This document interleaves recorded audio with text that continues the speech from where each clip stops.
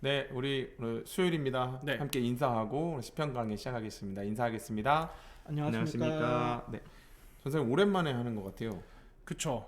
예, 지난주가 명절. 명절이었고 네, 그러다 보니까 오랜만에 카메라 앞에 선 것 같습니다. 그 지난주는 제가 자리를 비워갖고 그죠? 네, 신방하고 계셔가지고 네네네, 손님 찾아오셔가지고 맞아요. 저희 예, 급하게. 그렇죠. 오랜만에 떨립니다 조금.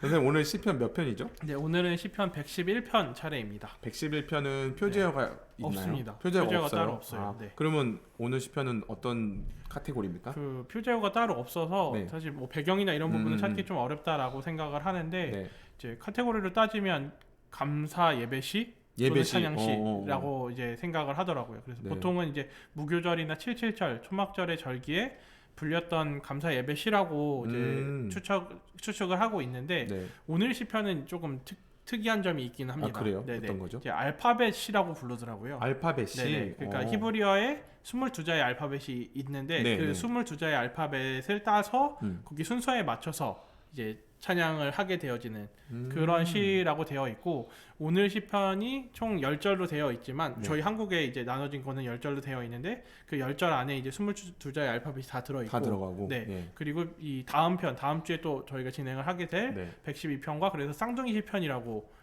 불리우고 있더라고요. 그래서 보통은 이제 큰 카테고리는 말씀드렸던 것처럼 찬양, 감사, 지혜에 대한 시로 알려져 있습니다. 알파벳으로 순서대로 시편을 만드는 이유는 네. 암송하기 쉽게 뭐 그런 의도인가요? 네, 그렇죠. 부르기 아무래도 쉽고 네네. 암송. 아, 그 그렇죠. 왜냐면 워낙 익숙하잖아요. 그리고 제가 보니까 그 이스라엘의 어떤 이 절기들은 네. 축제예요. 그쵸, 맞습니다. 축제니까 다 가만히 앉아갖고 뭐 보고 찬양 부르는 게 아니고 네. 다 외워. 맞습니다. 그래갖고 뭐 주거니 받거니도 하고 네. 춤도 추고 네. 그죠 뭐 네. 돌면서 맞습니다. 이렇게 하니까 이제 암송하기 쉽게 만든 음. 라임이 아마 굉장히 잘 맞았겠죠. 맞습니다. 그게 이제 한국어로 번역을 했을 때는 아마 안 살겠지만 안 드러나지만 예. 네.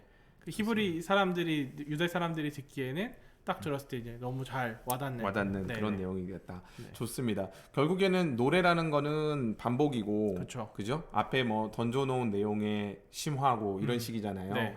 해석이고 그러다 보니까 아마 오늘 이 내용도 좀 비슷한 내용이 반복일 수 있는데 네. 그 안에 어떤 내용들이 들었는지 네. 좀 같이 볼게요. 1절에서 10절이니까 오늘은 네. 좀 전반적으로 한번 살펴보면 좋겠는데요. 네.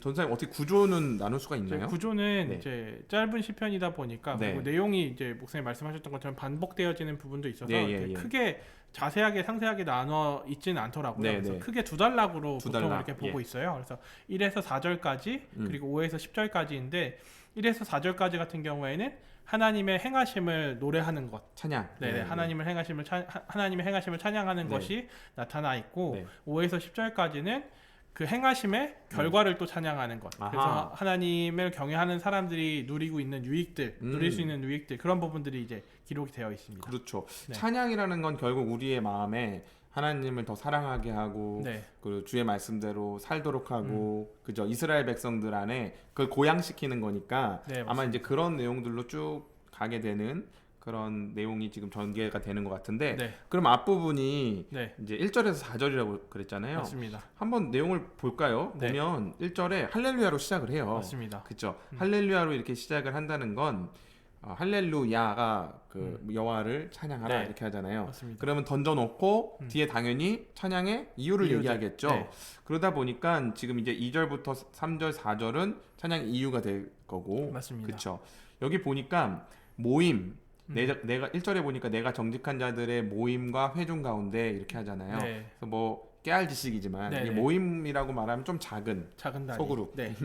그러니까 뭐 그 절기를 할 때 그렇죠. 조금씩 모여서도 네네. 그죠. 그렇죠. 뭐 작은 그룹 안에서도 소그룹 한 다음에 네, 맞습니다. 그 다음에 이제 한 5명, 6명 아니면 12명 이렇게 소그룹 하고 음. 다 모여있겠죠. 전체 모여서 예, 전체 다 모여갖고 이제 뭐 회당이나 이런 데서 회당이 아니죠 그때 네네. 그 당시는 음. 뭐 성전에서, 네. 이렇게 다 모여갖고 회중이라고 할 때는 큰 모임들. 큰 모임을 이렇게 얘기를 합니다. 네. 거기서 여호와께 전심으로 감사하리로다 이렇게 하면 이게 이제 찬양을 권유하는 거예요. 네. 다 같이 맞습니다. 작은 모임이나 큰 어떤 그 회중들아 다 같이 찬양하자 약간 네. 이렇게 권유를 하죠. 그래서 2절에 보니까 여호와께서 행하시는 일들이 크시오니 이를 즐거워하는 자들이 다 기리는도다 이렇게 얘기를 해요. 네. 3절에도 그의 행하시는 일이 존귀하고 어미하며 그의 의가 영원히 서 있도다. 그래서 하나님의 행하심이 크다. 네. 어떤 이스라엘을 위해서 행하신 일들, 그 어떤 구속사의 내용들이 막 있잖아요. 그것들이 크기 때문에 그걸 즐거워하고 그걸 기린다, 찬양한다 이렇게 얘기를 하고 있거든요. 네. 근데 전사님 여기서 기린다라는 게 정확하게 무슨 뜻입니까? 맞습니다. 저도 이제 이걸 보면서 기린다라는 게 어떤 의미일까 네네. 이렇게 고민하면서 좀 찾아봤는데 이 기린다라는 의미 자체가 연구를 한다라는 연구하다. 의미더라고요. 네. 아, 네. 그래서 이 시편 오늘 111편의 이 시편이 네. 시편 1편과 연결되어지는 지점이 있다고 1편하고요. 네, 설명을 하고 있어요. 1편에는 이제 주의 말씀을 묵상하는 자가 네, 네, 네. 나타나잖아요. 그렇죠. 즉 즐거워하는 자들이 주님의 말씀을 주야로 묵상을 묵상한다. 한다. 예, 이렇게 예. 연결되어지는데 거기에서 이 즐거워하는 사람들을 묵상하고 또 추가적으로 더 나아가서 말씀을 연구하게 되어지는 하나님을 연구하게 되어지는 그런 확장이 일어나는 걸로 이야기를 하더라고요. 기리는 도다가 맞습니다. 아, 그렇구나. 그럼 뭐 한글이 다 담질 못하고 있네요. 그렇죠, 맞습니다. 아, 우리는 기리다 이런 거는 그냥 뭐 기억하고 네, 기념하고 뭐 이런 건데 네. 이거 이제 뭔가 좀 더 깊이 파고드는 그런 내용을 얘기를 하는 거잖아요. 연구라는 네. 거는. 그럼 연구라고 하면 전사님 뭔가 이렇게 공부하고 네. 뭔가 이렇게 뭔가 지적인 네. 지성을 동원해서 하는 어떤 행동 네. 그런 네. 건가요? 좀 그런 맥락이 있는 것 같은데 네. 이제 그러다 보면 사실은 또 잘못 이해할 수 있잖아요. 네. 마치 우리가 어떤 하나님을 이해하는데 하나님의 말씀을 이해하는 데 있어서 특별한 지성이 필요한 것처럼 오해할 수 있는데 이 연구자들의 고백이 결국은 3절 이제 4절 이렇게 나타나고 있는데 네. 4절에 보게 되면 여호와는 은혜로우시고 자비로우시도다 이렇게 고백을 하거든요. 연구자가 네, 네, 네, 결국은. 근데 이 고백이 굉장히 이스라엘 백성들한테는 되게 의미가 있는 게 이 네. 고백을 하게 되면 분명히 떠오르는 기억이 있어요. 이스라엘 사람들은. 은혜와 자비를 얘기를 하면 네네. 이스라엘은 하나님 앞에 실패한 기억이죠. 맞습니다. 네. 그러니까 가장 대표적으로 이 노하기를 더디하시고 은혜로우시고 자비로우신 분이라는 고백을 하게 되어지는 성경의 정황이 바로 출애굽 당시에 광야 생활을 하는 네, 중에서 네. 모세가 율법을 받기 위해서 산에 올라가 있는 동안 음. 모세가 없어서 자리가 불안한 사람들이 밑에서 그 우상 우상을 만들고, 만들고 예. 즐거워할 때 네. 하나님께서 그들을 징계하신 후에 이제 말씀하시는 내용이잖아요. 네, 네, 네. 이제 그러다 보니까 이스라엘 사람들은 하나님의 은혜와 이제 자비를 떠올리게 되어지면 자신들의 목사님 말씀해 주셨던 실패의 역사들이 네. 기억되어지는 거고 그러다 보니까 이 연구자의 고백이 이렇게 되어지는 것은 아마 이 연구는 우리의 지성을 가지고 무언가 하나님을 더 뛰어난 하나님을 알게 되어지기 위한 우리의 어떤 것이 필요한 것이 아니라 우리의 실패의 자리들 우리가 연구하다 보니까 하나님을 알기 위해서 노력하다 보니까 발견되어지는 것은 결국은 우리의 실패의 자리라는 아하. 거죠. 그러니까 우리의 실패를 알게 되고 우리의 못남을 알게 되어지는 그 연구를 통해서 하나님의 은혜와 하나님의 자비와 하나님의 긍휼을 발견하게 되어지는 그런 의미가 아닌가 하는 생각이 맞아요. 들었습니다. 그러니까 마틴 루이드 존스 같이 위대한 설교자가 그런 네. 얘기를 해요. 설교 안에는 하나님에 대한 지식, 네. 하나님에 대한 무한하심과 광대하심과 전능하심과 완전하심과 이게 드러나고, 네. 그다음에 인간의 처절한 어떤 죄악과, 그지 수술이 필요한 네. 어떤 인간의 실상에 대한 내용이 극명하게 드러나야 된다. 네. 그리고 그것을 연결시키는 그리스도의 의 그리고 네. 복음이 드러나야 된다 이런 얘기를 했는데 우리가 하나님을 아는 지식이다 그러면 그 뭐 이런 걸 떠올려요. 조직 신학적인 명제를 떠올려요. 맞습니다. 뭐가 있죠? 전능성, 네. 편재하심, 네. 그다음에 또 뭐 이제 비공유적 속성, 네. 공유적 속성 이런 거 얘기해서 인간과 공유되는 속성, 뭐 맞습니다. 자비 이런 거, 네. 사랑 이런 거는 공유되는 속성이고 비공유적인 속성은 아까 얘기했던 편재성, 네, 어디에나 편재성. 계신 네. 거, 뭐 전능성, 네. 전지성 이런 거 네. 얘기하는데 사실 성경은 그런 카테고리를 안 나눠요. 그렇죠. 그죠? 맞습니다. 그건 이제 우리가 쉽게 이해를 하려고 이렇게 짜낸 거고 네. 그런 식으로 접근을 하면 어렵습니다. 맞습니다. 그냥 성경을 읽으면 네. 하나님의 계시된 말씀을 읽다 보면 그 안에는 하나님의 성품도 드러나고 네. 인간의 죄성도 드러나고 네. 그러면서 이거 뭐야 내 모습도 보이고 음. 하나님도 보이고 그죠? 맞습니다. 그래서 네. 칼빈이 하나님을 아는 지식과 인간 아는 지식이 성경 안에는 연결돼 있고 네. 그래서 함께 아는 것이 중요하다 이렇게 얘기를 했잖아요. 그런 면에서 길이다. 하나님을 연구하는 것, 하나님을 아는 지식이라는 건 이스라엘의 실패의 역사를 네. 깊이 또 연구하고 음. 거기서 그러다 보면 이게 그냥 지성적인 이해만이 아니라 맞습니다. 통해 자복과 네. 그죠? 또 이런 것들이 나올 거 아닙니까? 네, 네. 그래서 이제 그런 부분들 이런 죄인임에도 불구하고 우리가 이렇게 구제불능임에도 불구하고 그렇죠. 하나님은 우리를 은혜와 자비로 대하시더라. 그래서 4절에 그의 기적을 사람이 기억하게 하셨다. 맞습니다. 그죠? 네, 네. 기적인 거예요. 그쵸. 자기들이 볼 때는. 네, 네. 그런 내용이 지금 찬양의 이유다라는 거를 첫 번째 단락에 이야기하고 있네요. 네. 좋습니다. 그럼 두 번째 단락으로 한번 넘어가 보면 네. 유익 어떤 결과 열매라고 했잖아요. 네네. 이 찬양 하나님의 일하심의 유익이 뭐냐 이렇게 했는데 네. 저는 이게 그 5절에 보니까 여호와께서 자기를 경외하는 자들에게 양식을 주시며 그의 언약을 영원히 기억하시리로다 이렇게 했어요. 네. 그래서 양식이라고 표현을 한 게 하나님을 경외하고 하나님을 알고 연구하는 자들의 유익인 것 같거든요. 네. 그러면 무슨 양식을 주셨냐? 6절에 보니 그가 그들에게 뭇 나라의 기업을 주사 그가 행하시는 일의 능력을 그들에게 알리셨도다 이렇게 돼 있어요. 네. 그러니까 이스라엘에게 그 기업 삼으신 거 하나님의 기업 하나님의 제사장 나라가 되게 하셨잖아요. 맞습니다. 그걸 통해서 하나님의 행하시는 일 그리고 하나님의 능력 하나님의 권세 이런 것들을 이렇게 보이고자 하셨다는 거죠. 네. 그래서 7절이 결국 하나님의 하시는 그 손으로 하시는 일은 진실 그리고 정의이고 그의 법도는 다 확실하니 이렇게 돼 있어요. 그래서 8절에 영원 무궁토록 정하신 바요 진실과 정의로 행하신 바로다. 그러니까 한마디로 말해서 하나님은 그 진실과 정의로 그리고 자기의 정확한 법도로 일하신다. 맞습니다. 이거를 이스라엘을 통해서 드러내려고 하셨다는 거죠. 네. 그게 유익이라고 말을 하고 있어요. 그렇죠. 근데 방금 맞습니다. 우리가 무슨 얘기했습니까? 이스라엘은 실패 기억이 많다고 했는데 네, 네. 이게 왜 유익인가요, 전사님? 실패 기억이 많은 게 유익이 될 수 있는 이유는 네네. 결국은 이스라엘을 부르심 안에도 음. 그렇잖아요. 그들이 어떤 선택하신 이유가 네. 그들의 수가 많고 그들이 어떤 다른 민족보다 뛰어나고 해서가 아니라 그들이 부족하더라도 그리고 그들이 약하더라도 그들 그 약함과 그 부족함을 통해서도 충분히 드러내실 하나님의 빛남과 능력이 있기 때문에 그게 의미가 있는 거잖아요. 그래서 그런 맥락에서 이제 이야기하고 있는 어떤 유익을 말하고 있습니다. 맞아요. 네. 그러니까 이스라엘은 끊임없이 하나님을 눈앞에서 목도하면서 야 이거는 우리 같은 민족을 가지고도 이런 일을 하시네. 맞습니다. 이걸 하나 보고 네. 그 다음에 진실과 정의와 하나님의 법도 앞에서는 나는 진실의 반대가 뭐죠? 안진실입니까? 뭡니까? 진실의 반대는 거짓. 거짓? 아닙니까? 나는 거짓되고 네. 정의니까 불의하고 내 법 나는 무법자고. 네. 아이, 좋아요. 라임 잘 맞추고 있어.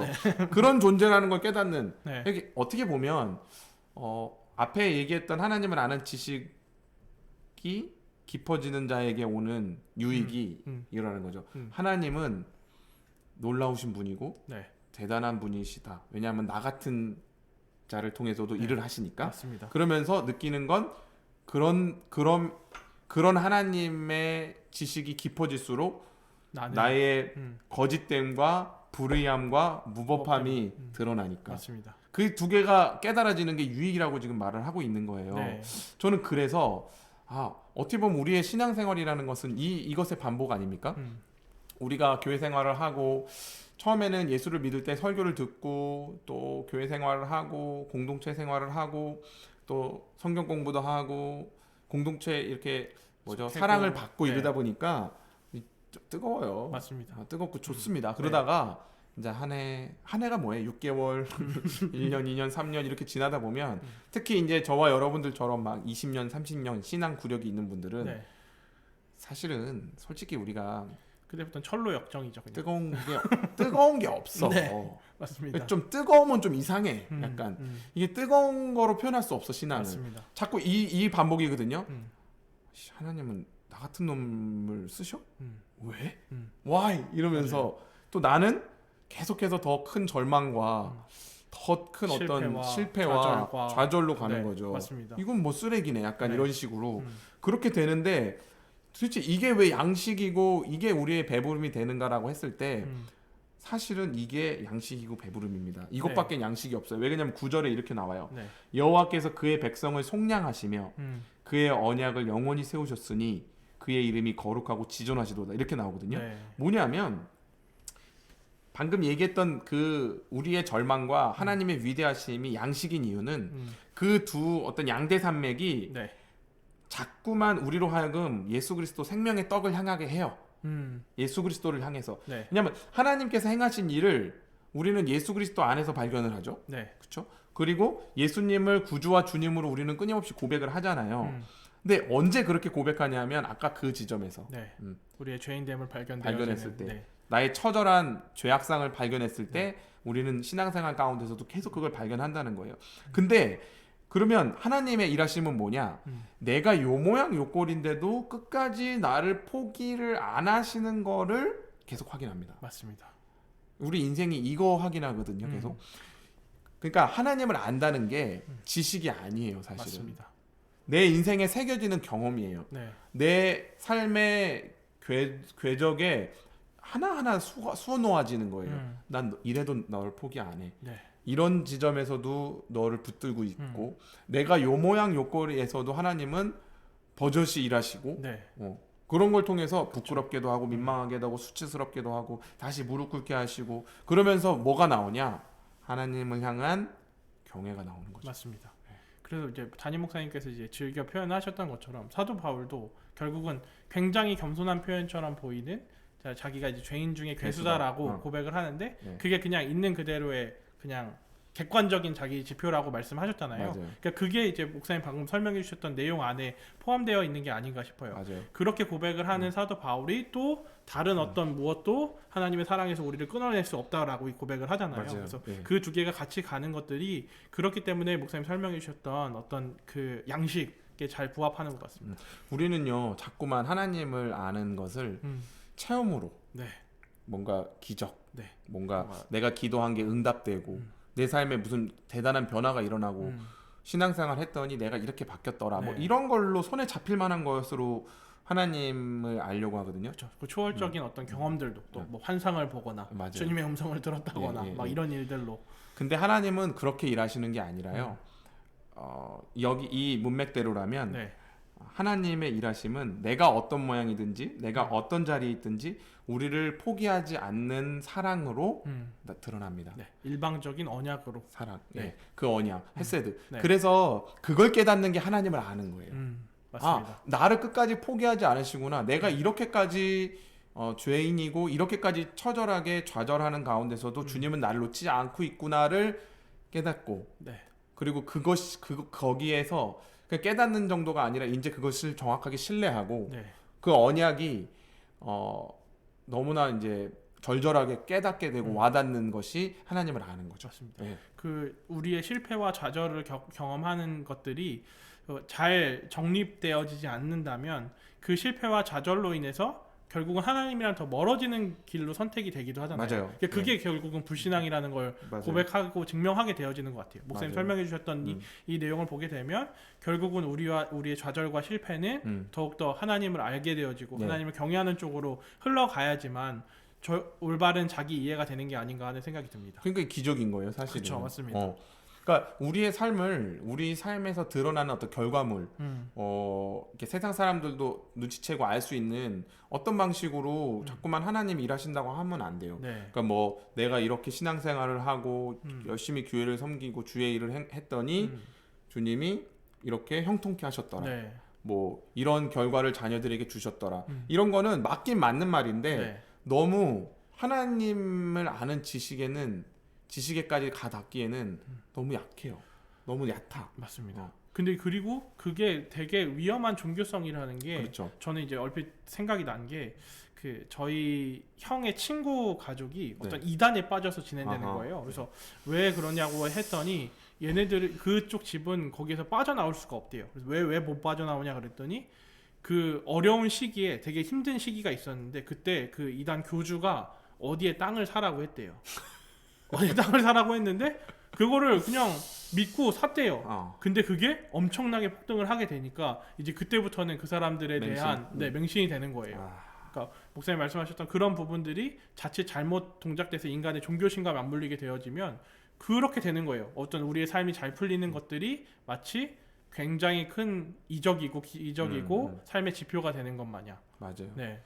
그래서 그러면 그 하나님은 누구시냐라고 했을 때 내가 믿는 교주를 통해 땅을 사서 그렇죠. 땅값을 올려주신 분 이렇게밖에는 저급하게 대답할 맞습니다. 일이 없는 거죠. 네, 네. 그런 하나님이면 그죠. 땅값이 떨어지면 이제 그렇죠. 하나님 떠난 거죠. 하나님이 네. 우리를 벌하시는 네, 거예요. 맞습니다. 자, 이제 그런 부분들. 그래서 10절에서 이렇게 얘기를 해요. 여호와를 경외함이 지혜의 근본이라. 근본이다. 잠언에 있는 말씀하고 연동되는 건데. 네. 그래서 재밌는 게요. 오늘 네. 하나님을 아는 것에 대한 이야기를 계속 진행하는데 네. 결국 시편 기자가 어디로 결론을 맺느냐? 이렇게 나와요. 여호와를 경외함이 지혜의 근본이라 그의 계명을 지키는 자는 다 훌륭한 지각을 가진 자이니 이렇게 얘기를 해요. 맞습니다. 그러니까 이 말은 거꾸로 네가 진짜 하나님을 이 훌륭한 그 하나님을 아는 지식이 있느냐? 네. 그렇다면 너는 계명을 지키는 자리로 간다. 네. 이렇게 얘기를 하는 거예요. 맞습니다. 하나님 말씀을 지키는 자리로. 처음에는 내가 처음 예수 믿었을 때는 뭐 성경 말씀이 율법처럼 느껴지고 답답하고 구속하고 속죄하는 것처럼 느껴지다가 네. 점점 내 마음이 하나님께 감화가 되고 하나님이 어떤 분이신지를 깊이 내 실패에도 불구하고 깨닫게 되면 나의 발걸음은 점점 더 기쁜 마음으로 주의 계명을 행하는 자리로 가게 되더라라는 거죠. 네. 그러면서 찬양함이 영원히 계속된다 이렇게 얘기를 한다는 거죠. 네, 예, 맞습니다. 이런 부분들이 참 은혜가 되는 것 네. 같아요. 저는. 네. 그 저는 요 마지막 목사님 설명해 주신 10절 말씀을 보면서 이제 떠올랐던 생각은 네. 그 우리 정말로 행해야 되잖아요. 목사님 네, 말씀하셨던 네. 행하는 자리로 가야 되는데 설명해 주셨던 것처럼 그게 되게 좀 어렵게 느껴지고 힘들게 느껴지는 시절들이 나타나잖아요. 그래서 그런 모습들이 인간의 모습에서 사람의 모습에서 잘 관찰되어지는 거는 저는 이제 아브라함이라는 인물이 제일 먼저 떠올랐어요. 왜냐하면 이 하나님께서 아브라함을 부르신 부르심에 대한 딱 이야기를 하게 되면 사람들이 제일 먼저 떠올리는 가장 그 결정적이고 가장 큰 이미지는 고향과 친척과 아버지의 집을 떠나라는 이미지잖아요. 본토 친척 아비지 떠나. 그렇죠. 네, 그리고 찬양에도 그런 가사들도 되게 많잖아요. 이제 그러다 보니까 아브라함의 부르심을 생각하게 되어지면 어떤 하나님께서 아브라함을 부르셨다는 내용보다 내가 고향과 친척과 아버지의 집을 떠나 그래서 익숙한 것과 결별을 해야 되고 편안한 곳 내가 지금 삶에 누리고 있는 안정들을 포기해야 되고 약간 그런 쪽으로 자꾸 포커스가 맞춰지다 보니까 그렇죠. 자꾸 두렵기만 하고 어려운 길이 될 것만 그래서 아브라함 같이 믿음 갖기가 싫고 그렇죠. 맞습니다. 나는 아브라함이 아닌데 나는 아브라함 아니니까 이야기를 하게 되어지는 그런 부분인데 사실은 하나님께서 부르신 것은 아브라함을 그쪽을 떠나라는 게 포커스가 아니라 복의 근원이 될 거라는 부르심이잖아요. 그렇죠. 그러니까 사실은 그 두 개를 놓고서 비교를 해보면 사실은 고향과 친척과 아버지의 집을 떠나는 일은 너무 아무 일도 아닌 거예요. 네. 복의 근원이 되는 게 훨씬 더 큰 일이죠. 그렇죠. 그러니까 개선길에 아무리 튕겨봐도 바보가 아닌 이상은 당연히 떠나야 되는 게 맞는 건데 우리는 이 계산기를 잘못 돌리고 있다 보니까 자꾸 두려워하고 주저하게 되어지는 모습들이 나타나는 게 아닌가 하는 생각이 좀 들었습니다. 아 맞아요. 지금 전사님이 얘기를 해주니까 더 선명해지는 게 그렇구나. 우리가 하나님을 영화롭게 하고 하나님을 평생토록 알아가는 게 우리 신자의 어떤 삶의 아주 제1되는 목적이라고 하잖아요. 네. 그래서 하나님을 평생 알아가야 된다 이런 말은 하는데 네. 그거를 자꾸만 이렇게 생각하는 거예요. 제자 훈련을 한 번 더 받아야 되나? 성경 공부를 더 해야 되나? 네. 교회에서 무슨 뭐 어떤 강좌가 열리면 가서 하나님 알아야지 이렇게 하는데 그게 아니에요. 맞습니다. 우리 삶의 여정에 하나님은 우리가 하나님을 더 깊이 알 수 있는 그 길들로 우리 궤적을 인도하시거든요. 네. 그건 때로 우리에게 방금 얘기한 것처럼 본토 친척 아비 집을 떠나는 것 같은 일들로도 와요. 맞습니다. 근데 우리는 그때 뭐 하고 있냐면 아니야 나는 하나님을 더 알아야 돼. 그렇죠. 뭔가 그런 어떤 계명을 지키는 도전 앞에서 내 안전함이 깨지고 뭐 내 삶이 약간 기반이 흔들리거나 네. 내가 안 해본 어떤 그 여정을 걸어야 되는 두려움 때문에 그냥 머물러 있는 거예요. 그렇죠. 걸음을 내딛지 못하고. 예. 네. 근데 그렇게 하면 하나님을 아는 깊이로 갈 수가 없어요. 네, 맞습니다. 예. 그러니까 우리 인생을 이렇게 놓고 보는 거죠. 내가 지금 누리고 있고 내가 경험하고 있고 내가 지금 깔고 있는 안전판이 유지되는 것이 하나님의 은혜가 아니라 어떤 모양이든 하나님이 이끄시는 대로 내 인생의 모든 궤적은 하나님을 아는 방향으로 가고 네. 점점 더 하나님을 사랑하는 방향으로 가고 그렇게 되면 맞는 거예요. 맞습니다. 그럼 맞는 거야. 네. 조금 위험해 보여도 괜찮아. 그래서 저는 아브라함이 처음에 하나님이 부르셨을 때보다 뒤에 많이 몇 번 깨지고 네. 그 삶의 궤적을 보면 뭘 이뤘는지 모르겠어 그쵸. 사실. 네. 근데 아브라함에게 가장 크게 얻어진 건 뭐냐면 아브라함은 하나님이 누구신지 어떤 분이신지 자기 삶의 아주 궤적에 하나하나 이렇게 수놓아져 있잖아요. 하나님에 맞습니다. 대한 네. 지식이. 그게 이 아브라함의 재산이에요. 네. 그게 우리 성도들의 이 땅을 살아가는 방식이며 어떤 인생을 경영하는 법이 돼야 된다는 거죠. 맞습니다. 그런 면에서 봤을 때 우리 그 행신교회 가족 여러분들 우리가 함께 이 시편 말씀을 통해서 하나님을 알아간다는 것은 결국에는 주의 계명을 지키는 자리로 가고 네. 그것이 우리에게 어떤 도전으로 어떤 우리가 좀 이렇게 용기를 내야 되는 어떤 지점으로 우리를 계속 몰아간다 할지라도 용기를 내십시오. 네, 맞습니다. 그리고 도전하세요. 네. 하나님을 더 깊이 알게 되실 거고 하나님이 우리를 지키실 겁니다. 아멘. 네, 지금까지도 우리의 인생은 저와 여러분들의 인생은 그리고 전사님의 인생은 별 볼 일 없었잖아요. 맞습니다.